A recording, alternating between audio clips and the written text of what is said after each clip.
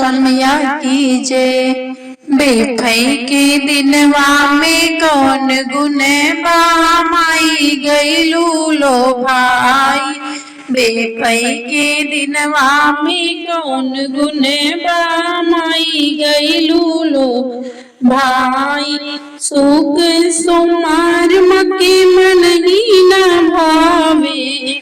सुख सोमार मके मन ही न भावे। बेफई के दिनवा में कौन गुनबा माई गईलू लो भाई। बेफई के दिनवा में कौन गुनबा माई गईलू लो भाई।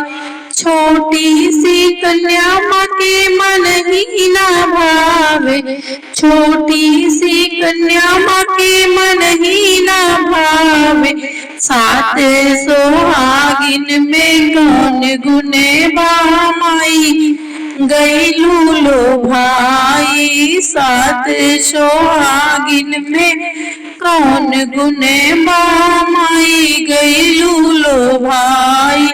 बेफई के दिनवा में कौन गुनबा माई गईलू लो भाई। बेफई के दिनवा में कौन गुनबा माई गईलू लो भाई।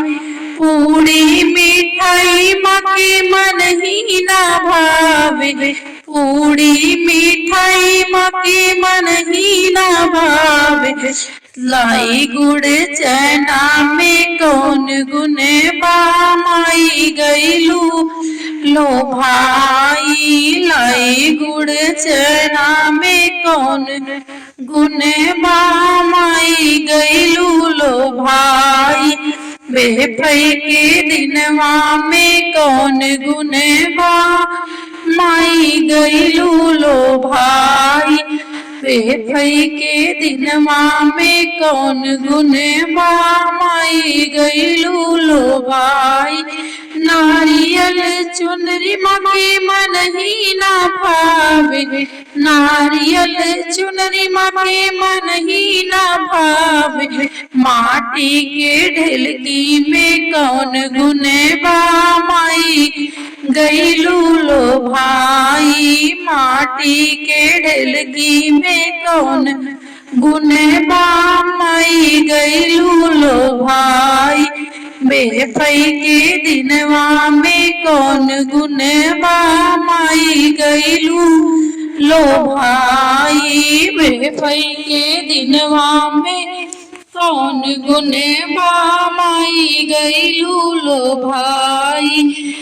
मंदिर अटार माँ के मन ही न भावे। मंदिर अटार माँ के मन ही न भावे। आंगन के बेदिया में कौन गुनबा माई गईलू लो भाई। आंगन के बेदिया में कौन गुनबा माई गईलू लो भाई। बेफई के दिनवा में कौन गुनबा माई गईलू लो भाई। बोलो शर्मिया कीजे।